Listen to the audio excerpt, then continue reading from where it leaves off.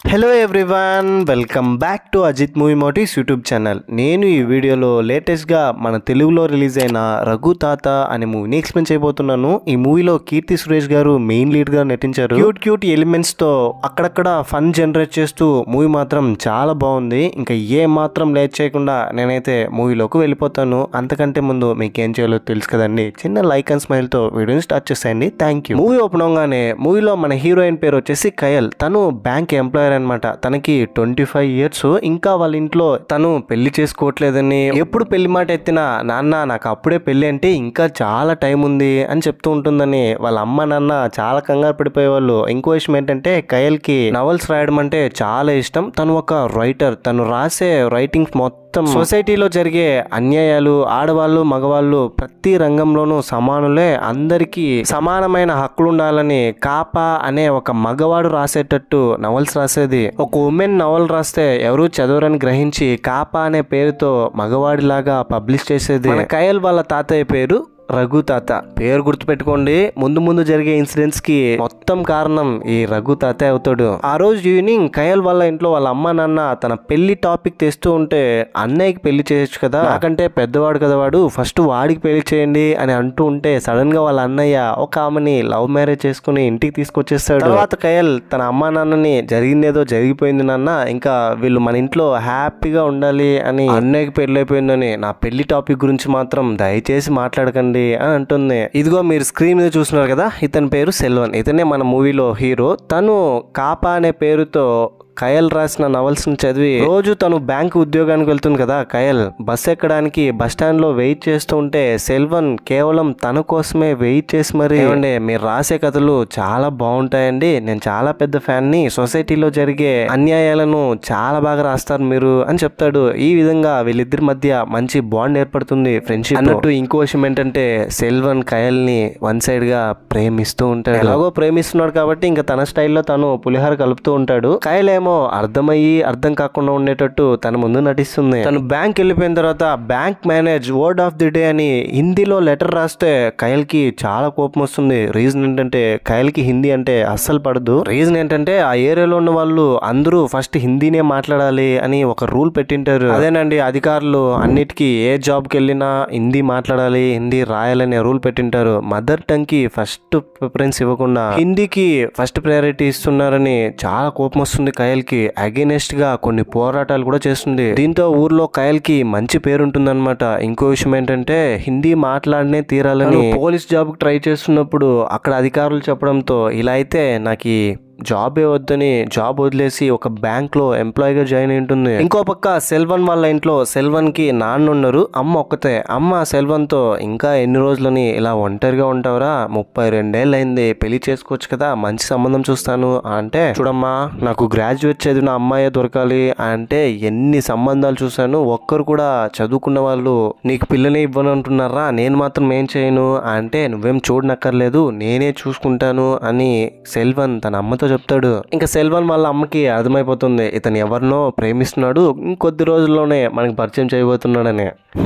ఇప్పుడు మనం రఘు తాత విషయానికి వద్దాం. తను మార్నింగ్ తిన్న ఫుడ్ డైజెస్ట్ కాక ఆ ఏరియాలో ఉన్న ఆర్ఎంపీ డాక్టర్ దగ్గరికి వెళ్ళి, డాక్టర్ గారు మార్నింగ్ నుంచి కడుపులో అదోలా ఉందండి, కొంచెం అదేంటో చూడరా అంటే, కొన్ని టెస్టులు చేయాలి, పెద్ద హాస్పిటల్కి వెళ్ళాలి అని తన రిపోర్ట్స్ అన్ని తీసుకుని టెస్టులు చేసిన తర్వాత నేను నీకు వచ్చి చెప్తాను అసలు ఏం ప్రాబ్లం అని అంటాడు. ఆ తర్వాత నెక్స్ట్ డే కయల్ వల్ల బ్యాంక్ లో మేనేజర్ కయల్ పిలిపించి, నీకు ప్రమోషన్ రాబోతుంది కలకత్తాలో, నువ్వు ఫస్ట్ హిందీ ఎగ్జామ్ రాసి పాస్ అవ్వాలి అంటే, హిందీ ఎగ్జామ్ రాయాలా, హిందీ భాషకి అగైనెస్ట్ గా నేను ఎన్నో పోరాటాలు చేసి మా ఊరికే ఆదర్శంగా నిలిచాను, అలాంటిది నన్ను హిందీ ఎగ్జామ్ రాసి పాస్ అవ్వమంటున్నారా, మా మాతృభాష తెలుగుని పట్టించుకోరా, అలా అయితే నాకు ఈ ప్రమోషనే అక్కర్లేదు సార్ అని ప్రమోషన్ ని రిజెక్ట్ చేసి అక్కడ నుంచి వెళ్ళిపోతుంది. ఆ తర్వాత నెక్స్ట్ డే సెల్వన్ అని అలాగే కయల్ వీళ్ళిద్దరు ఒక కాఫీ షాప్ లో కలుస్తారు. వాళ్ళని చూసి కయల్ వాళ్ళ ఫ్రెండ్స్, ఏంటే పెళ్లి అయిపోయింది చెప్పలేదే అంటే, పెళ్లి కాదువే తను నా ఫ్రెండ్ అంతే, కనుక పెళ్లి చేసుకుంటే ఫస్ట్ నీకే చెప్తానులేని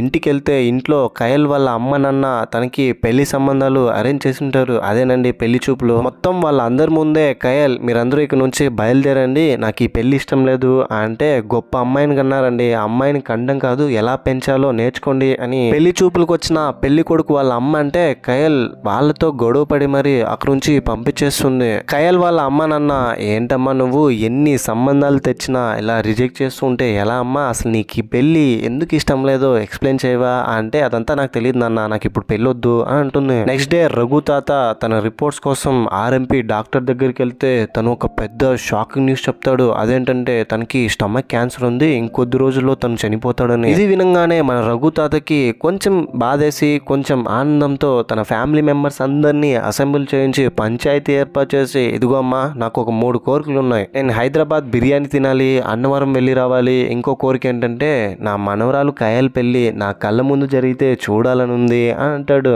అనుకున్నా అటు తిరిగి ఇటు తిరిగి నువ్వు నా మీదకే వస్తావని నేను అనుకున్నా అని కయల్ అనుకొని సరే తాతయ్య నీ కోరిక నేను తీరుస్తాను అని పెళ్లికి తను ఓకే చెప్తుంది, మంచి సంబంధం చూడమని వాళ్ళ ఇంట్లో వాళ్ళతో. తర్వాత నెక్స్ట్ డే నుంచి కయల్ వాళ్ళ అమ్మ నాన్న కయల్కి పెళ్లి కొడుకు ఫోటో చూపించడం, తను రిజెక్ట్ చేయడం ఇలా జరుగుతూనే ఉంటుంది రిపీట్ గా. బ్యాంక్ లో తన ఫ్రెండ్ తో డిస్కస్ చేసిన తర్వాత తను ఒక నిర్ణయం తీసుకుంటుంది. అదేంటంటే సెల్వన్ అంటే తనకు కూడా ఇష్టం ఉండడంతో సెల్వన్ ని తను పెళ్లి చేసుకోవాలనుకుని సెల్వన్ ని కాఫీ షాప్ లో కలిసి అదేంటంటే నేను మిమ్మల్ని పెళ్లి చేసుకోవాలనుకుంటున్నాను అని అంటుంది. ఈ మాట వినంగానే సెల్వన్ సముద్రంలో అలలు ఆగిపోయినట్టు, గాల్లో ఎగురుతున్న పక్షులు సడన్ గా స్ట్రక్ అయిపోయినట్టు, ఆ ఒక్క మాటతో ప్రపంచమంతా ఆగిపోయినట్టు తనకు అనిపిస్తుందండి. చాలా హ్యాపీగా అనిపిస్తుంది తనకి. తర్వాత నెక్స్ట్ డే బస్ స్టాండ్ లో రోజు లాగానే కయల్ సెల్వన్ చూడడానికి వస్తే అరే అనవసరంగా నిన్న తనకి మన లవ్ విషయాన్ని చెప్పి తప్పు చేశానేమో అని అంటూ ఉంటే సరిగ్గా అప్పుడే సెల్వన్ అక్కడికి వచ్చి అసలు కయల్ తనతో ఏం చెప్పనట్టు పెళ్లి గురించే తను మాట్లాడినట్టు బిహేవ్ చేస్తాడు.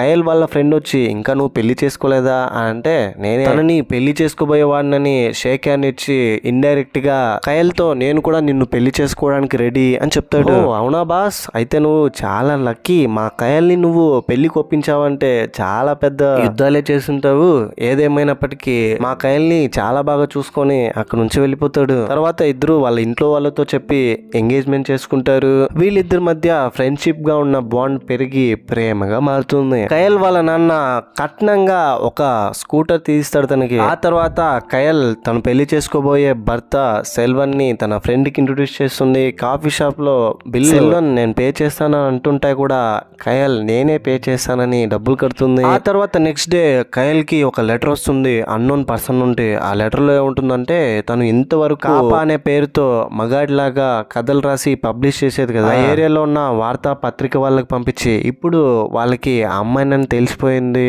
అని లెటర్ లో ఉంటుంది. కొంతసేపు బాగా అబ్జర్వ్ చేసిన తర్వాత ఆ లెటర్ ఎవరు రాశారు అని ఆలోచిస్తే సేమ్ ఆ హ్యాండ్ రైటింగ్ ఎవరిలాగా ఉంటుందంటే సెల్వన్ హ్యాండ్ రైటింగ్ లాగానే ఉంటుంది. సెల్వన్ నే కావాలనే వాంటెడ్ గా ఇదంతా చేస్తున్నాడా అని సెల్వన్ మీద డౌట్ వచ్చి సెల్వన్ వాళ్ళ ఇంటికి వెళ్ళి వాళ్ళ అమ్మతో నేను సెల్వన్ బుక్స్ చూడాలి అని సెల్వన్ లేని సమయంలో సెల్వన్ బుక్ ని చూస్తే తన డైరీలో కయల్ గురించి తను ఈ విధంగా రాసింటాడు. ఏంటంటే ఈ అమ్మాయిలు ఉన్నారే కాస్త చనివిస్తే చాలు తల మీద ఎక్కి కూర్చుంటారు. కయల్ కి వ్యభిచారం గురించి అక్రమ సంబంధం గురించి తనకి ఇంత బాగా ఎలా తెలుసు, తన నవల్స్ లో ఇంత బాగా రాసింది, రాయడానికి అవకాశం ఉంటే ఏది పడితే అది రాస్తుందా, పెళ్ళవని ఈ రాతకు ఒక పులి స్టాప్ పెడతాను. ఇంకా వాళ్ళ అమ్మా నాన్నతో కట్నం వద్దని చెప్తుందా, కట్నం అనేది తను నాకు ఇచ్చే ఫీజు లాంటిది, డౌన్ పేమెంట్ లాంటిది, జీవితాంతం నా ఇంట్లో వచ్చి ఫ్రీగా అన్నం తింటుంది కదా, పెళ్ళవని దానికి నేనేంటో చూపిస్తా, నిన్నే నేను పెళ్లి చేసుకుంటున్నా కయల్, నువ్వు తిన్న బిల్లును కూడా నేను పే చేయకూడదా, సంపాదిస్తున్నావని పొగరు నీకు, నాకంటే ఎక్కువ సంపాదిస్తున్నావు, చాలా జల్సీగా ఉంది, పెళ్ళవని చెప్తాను అని అంటుంది. అని ఇంకోటి కయల్ ఎప్పుడు నా కిందే ఉండాలి, పెళ్ళవ్వని దాన్ని మార్చేస్తాను, నేనేంటో తనకు చూపిస్తాను అన్న రాతలు కనిపించడంతో కయల్ కి చాలా బాధేస్తుంది. ఇంతవరకు తనని నిజంగా సెల్వన్ ప్రేమిస్తున్నాడు అనుకుంటుంది. ఇంతటితో ఇంటర్వెల్. సెకండ్ హాఫ్ లోకి వెళ్ళబోయే ముందు మీకు గనక నా ఎక్స్ప్లెనేషన్ నచ్చితే మరిన్ని ఇలాంటి కైండ్ ఆఫ్ ఎక్స్ప్లెనేషన్ వీడియోస్ కోసం మన ఛానల్ ని సబ్స్క్రైబ్ చేసి బెల్ ఐకాన్ క్లిక్ చేసేయండి. Thank you. Second half open అవగానే తను సెల్వన్ రాసిన డైరీలో మొత్తం చదివిన తర్వాత తన అన్న వదినకి మొత్తం ఎక్స్ప్లెయిన్ చేసి నేను వాడిని పెళ్లి చేసుకోను, ఈ పెళ్లి జరిగిందంటే నేను ఒక్క క్షణం కూడా వాడితో హ్యాపీగా ఉండలేను, వాడి ఇంటెన్షన్ ఏంటో నాకు ఇప్పుడు అర్థమైంది, ఈ పెళ్లిని ఎలాగైనా ఆపాలి అని కొన్ని ప్లాన్ చేస్తారు వీళ్ళందరూ కలిసి. ఫైనల్ గా ఏ ప్లాన్ ని ఇంప్లిమెంట్ చేద్దాం అనుకుంటారంటే, ఎలాగో కలకత్తాలో హిందీ ఎగ్జామ్ రాస్తే తనకి ప్రమోషన్ వస్తుందని చెప్పారు కదా, ఒకవేళ ఎగ్జామ్ రాసి తనకి ప్రమోషన్ వస్తే కలకత్తాకి రావడం సెల్వన్ కి అసలు ఇష్టం ఉండదు, తన ఈ పెళ్లికి ఒప్పుకోడు అన్న మోటివ్ తో హిందీకి అగైనెస్ట్ గా పోరాడిన తనే తన మేనేజర్ దగ్గరికి సార్ ఎలాగైనా ఈ ఎగ్జామ్ నేను రాస్తాను అని చెప్తుంది. తను వాళ్ళ తాతయ్యకి నిజం చెప్పకుండా సెల్వనే నాకు ఈ పెళ్లి వద్దని తాతయ్యతో చెప్పేలాగా చేయాలనుకుంటుంది. మేనేజర్ దగ్గరికి వెళ్ళి నేను ఎగ్జామ్ రాస్తానని ఎగ్జామ్ సంబంధించి ప్రిపరేషన్ కూడా స్టార్ట్ చేస్తుంది. ఇక్కడ క్రేజీ థింగ్ ఏంటంటే తనకి హిందీ చదవడం కాదు కదా, రాయడం కూడా రావట్లేదు.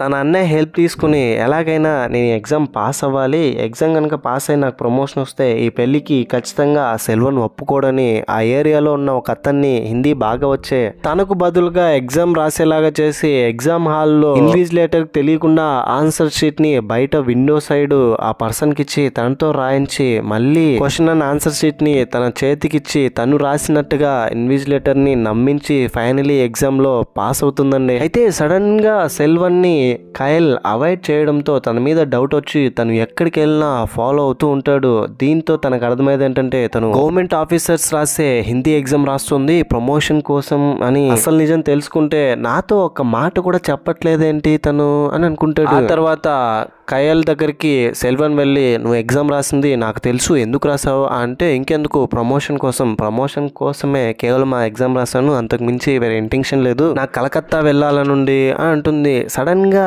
నీలో కొంచెం మార్పు వచ్చింది, ఏమైంది అని తననంటే మార్పు అంటూ ఏం రాలేదు, నార్మల్ గానే ఉన్నాను అని అంటుంది. ఆ తర్వాత సెల్వన్ ఇంటికెళ్ళి తన అమ్మతో ఇంకొద్ది రోజుల్లో పెళ్లి ఉందని పెళ్లికి సంబంధించిన ఏర్పాట్ల గురించి మాట్లాడుతూ ఉంటే సెల్వన్ వాళ్ళ అమ్మ ఆ రోజు కయల్ నీ పుస్తకాన్ని చూడడానికి ఇక్కడికి వచ్చింది, తను నీ డైరీని చదివెళ్ళింది అని చెప్తుంది. ఏంటమ్మా నువ్వు ఇన్ని రోజులు నాకు ఎందుకని ఇదంతా చెప్పలేదు అని సెల్వన్ వాళ్ళ అమ్మ మీద కోప్పడి తనకి నిజాలు తెలిసిపోయింది, నేను రాసిన ప్రతిదీ తను చదివేసింది, అందుకనే ఈ పెళ్లిని క్యాన్సిల్ చేయడానికే తను ట్రై చేస్తుంది, ప్రమోషన్ కోసం కలకత్తాకి వెళ్తున్నానంటే నేను ఇందుకు ఒప్పుకోనని కావాలనే ఎగ్జామ్ రాసింది, నేను కూడా ఇదంతా ఏం తెలియనట్టుగానే నటిస్తానని మనసులో అనుకుని నేరుగా కయల్ దగ్గరికి వెళ్ళి చూడు కయల్ నువ్వు ఎగ్జామ్ లో పాస్ అయ్యావు కదా, నువ్వు కలకత్తాకి వెళ్ళు, ఎక్కడికైనా వెళ్ళు, నాకేం ప్రాబ్లం లేదు, నేను కూడా అక్కడికి వస్తాను, నీతోనే ఉంటాను, సపోర్టెడ్ గా ఉంటాను, నాకు ఈ పెళ్లి ఓకే అని అంటాడు. దీంతో కయల్కి పాపం ఏం అర్థం కాదు, సడన్ గా తను అలా ఎందుకు చేంజ్ అయ్యాడు, ఇంతవరకు హిందీకి అగైనెస్ట్ గా పోరాడుతున్న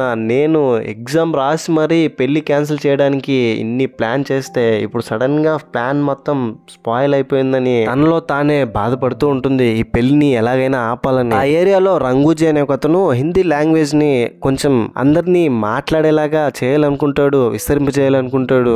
రంగూజీకి సెల్వన్ ఒక లెటర్ రాస్తాడు తన పేరు రాయకుండా. అదేంటంటే కయల్ మీకు అందరికీ వ్యతిరేకంగా పోరాటం చేసింది కదా, ఐ మీన్ మీ అందరి మీద మీ భాష మీద, ఇప్పుడు తనే ప్రమోషన్ కోసం డబ్బుల కోసం హిందీ భాషలో ఎగ్జామ్ రాసింది, దాన్ని మీరు ఎలా తీసుకుంటారో మీ ఇష్టం అని ఉంటుంది. ఆ లెటర్ని చూడంగానే రంగూజీకి ఏంటి తను హిందీలో ఎగ్జామ్ రాసిందా, వెంటనే విషయాన్ని ఊర్లో ఉన్న వాళ్ళందరికీ చెప్పాలనుకుంటాడు. ఇంకొద్దిసేపట్లో పెళ్ళండి, పెళ్లికి సంబంధించి అన్ని ఏర్పాట్లు చేసేస్తున్నారు, పెళ్లి కొడుకు పెళ్లి కూతుర్ని రెడీ చేస్తున్నారు. పాపం మన పెళ్లి కూతురు కయలేమో ఎలాగైనా ఈ పెళ్లి ఆపాలని ఎమోషనల్ అవుతూ బాధపడుతూ, పెళ్లి కూతురు వచ్చి పెళ్లి పీటల మీద కూర్చోండి, పెళ్లి కొడుకు ఎక్కడా అని పంతులు గారు అక్కడ వాళ్ళతో అడుగుతుంటే పెళ్లి కొడుకు మిస్సింగ్, కనిపించట్లేదు. తనని మిస్ చేసింది ఎవరో కాదు కయలని, అలాగే వాళ్ళ అన్న తన వదిన వీళ్ళు ముగ్గురు కలిసి పెళ్లి కొడుకు అయినటువంటి సెల్వన్ ని కిడ్నాప్ చేయించుంటారు. ఆ ఏరియాలో ఒక అతనికి డబ్బులు ఇచ్చి, కూడా ఎలా అంటే సెల్వన్ కి ఒక లెటర్ రాసింటారు, కయల్ గురించి భయంకరమైన నిజాలు నేను చెప్తాను, పక్కనున్న శ్మశానంకి నువ్వు రాని. ఏంటి కయల్ గురించి భయంకరమైన నిజాలా, అదేంటో నేను ఇప్పుడే తెలుసుకోవాలని శ్మశానంలోకి వెళ్తే శ్మశానంలో ఉన్న వాళ్ళు అతన్ని కొట్టి కిడ్నాప్ చేస్తారు, ఒక రూమ్ లో పడేస్తారు. ముహూర్తం టైం అయిపోయింది, పెళ్లికి వచ్చిన వాళ్ళందరూ ఏంటయ్యా ఇది పెళ్లి జరుగుతుందా జరగదా అని వెళ్ళిపోతున్నారు. సరిగ్గా అప్పుడే లోపల ఉన్న సెల్వన్ తన కట్లు విడిపించుకొని ఒక కత్తి సహాయంతో ఫైనలీ అక్కడికి వచ్చి అక్కడున్న వాళ్ళందరితో నన్ను ఎవరో కిడ్నాప్ కిడ్నాప్ చేశారు దొంగలు. మావయ్య నేను ఈ పెళ్లికి రెడీ అని చెప్పి పెళ్లి పీటల మీద కూర్చుంటాడు. కయల్కి అసలు ఏం అర్థం కాదు, మనం ఎన్ని ప్లాన్స్ చేసినా మొత్తం క్యాన్సిల్ అయిపోతుంది ఏంటని. సరిగ్గా అప్పుడే రంగూజీ అక్కడికి వచ్చి అక్కడున్న వాళ్ళందరితో మీ అమ్మాయి ప్రమోషన్ కోసం హిందీ ఎగ్జామ్ రాసింది, ఇప్పుడు మాత్రం తను హిందీకి అగైనెస్ట్ గా పోరాడి యోధురాలు ఎలా హిందీలో ఎగ్జామ్ రాస్తుంది, మీకు మాత్రం ఒక న్యాయం బయట వాళ్ళకు ఒక న్యాయమా అని క్వశ్చన్ చేస్తే నిజం చెప్పాలంటే హిందీ మీద ద్వేషం లేదు, మన భాషకి ఫస్ట్ ప్రిఫరెన్స్ ఇవ్వాలని అలా చేశాను. నేను ప్రమోషన్ కోసం డబ్బుల కోసం నేను ఆ ఎగ్జామ్ రాయలేదు, ఈ పెళ్లిని క్యాన్సిల్ చేయడానికే ఇదంతా చేశాను. ఇందుకు శిక్షగా ఈ ఊరు వాళ్ళు నన్ను ఏం చేయమన్నా నేను చేస్తాను, నా జాబ్ ను వదిలేయమన్నా కూడా నేను వదిలేస్తాను, కేవలం మా తాతయ్య కోసం ఈ పెళ్లి ఆగడం కోసమే నేను ఈ ఎగ్జామ్ రాశాను అని చెప్తుంది. దాంతో సెల్వన్ ఏమంటాడంటే ఏంటి కయల్ ఇలా మాట్లాడుతున్నావు, నీకు నన్ను పెళ్లి చేసుకోవడం ఇష్టం లేదా అని అమాయకంగా మాట్లాడతాడు. ఏంట్రా ఏం మాట్లాడుతున్నావు, నేను అసలు ఈ పెళ్లి ఎందుకు ఆపుతున్నానో నీకు తెలియదా అని గట్టిగా మాట్లాడుతుంది. ఇతనికి మగతనమే లేదు, అతను తన డైరీలో రాసుకున్నాడు, అందుకే నేను ఇతన్ని పెళ్లి చేసుకోలేను అని. దాంతో కోపం వచ్చిన సెల్వన్ కయల్ ని బూతులు తిడతాడు. బూతులు తిట్టడంతో కయల్ వాళ్ళ అమ్మ నాన్న కోపం వచ్చి సెల్వన్ మీద పడి ఏంటి బాబు నువ్వు ఇలాంటి వాడివా, ఇన్ని మాటలు అంటావా మా ముందే, నువ్వు ఎలాంటి వాడివో నాకు ఇప్పుడే అర్థమైంది అని అనుకుని ఈ పెళ్లిని క్యాన్సిల్ చేస్తారు. కయల్ కూడా తెలివిగా ఆలోచించి ఈ విధంగా చేసి ఉంటుంది. ఆ తర్వాత సరిగ్గా అప్పుడే ఆర్ఎంపీ డాక్టర్ ఆ ఏరియాలో ఉన్నవాడు తాతయ్య దగ్గరకు వచ్చి రఘుతాత పొరపాటు అయిపోయింది, నీకు అసలు ఎలాంటి రకమైన జబ్బు లేదు, క్యాన్సర్ లేదు, పాడలేదు, ఏదో మిస్టేక్ అయిపోయింది, నువ్వు పూర్తిగా ఆరోగ్యంగా ఉన్నావు అని అంటాడు. దీంతో మొత్తం ఫ్యామిలీ ఇంకా హ్యాపీ. తాతయ్య అయితే ఎగిరి గంతేస్తాడు. తర్వాత next day Kayal bus stand లో ఉంటే తన దగ్గరికి ఒక పర్సన్ వచ్చి నేను ఈ ఊర్లో కాపా అనే ఒక వ్యక్తిని కలిశాను, తను రాసిన బుక్స్ అన్నీ నేను చదివాను, తన ఇంటెన్షన్ చాలా బాగుంది, నేను ఒక సినిమాని డైరెక్ట్ చేయాలనుకుంటున్నాను, నేను కాపాని కలిసి తన కథని నేను తీసుకోవాలనుకుంటున్నాను, కాపాని నేను కలవాలనుకుంటున్నాను అంటే ఆ కాపాని ఎవరో కాదు నేనే అని కయల్ తన గురించి మొత్తం ఎక్స్ప్లెయిన్ చేస్తుంది. ఇంతటితో మూవీ కూడా ఎండ్ అయిపోతుంది. హోప్ తన లైఫ్లో తను రాసిన కథలు ఇంకా తనని ముందుకు తీసుకెళ్తుంది, తన మోటివ్స్ని తన ఆలోచన విధానాన్ని ఇంకొంచెం ప్రపంచానికి తెలిసేలాగా ఆ సినిమా చేయాలని మనం అందరం కోరుకుందాం. ఈ మూవీపై మీ ఒపీనియన్ ఏంటి, నా ఎక్స్ప్లెనేషన్ మీకు ఎలా అనిపించింది అనే దాన్ని తప్పకుండా ఏదో ఒకటి కింద కమెంట్ బాక్స్లో నాతో షేర్ చేసుకోండి. ఇలాంటి కైండ్ ఆఫ్ మరిన్ని మూవీ ఎక్స్ప్లెనేషన్ వీడియోస్ కోసం మన ఛానల్ని సబ్స్క్రైబ్ చేసి బెల్ ఐకాన్ క్లిక్ చేసేయండి. ఇంకో ఇంట్రెస్టింగ్ మూవీతో మీ ముందుంటాను. అంతవరకు హ్యాపీగా ఉండండి, నవ్వుతూ ఉండండి, నవ్విస్తూ ఉండండి. Thank you. జై హింద్.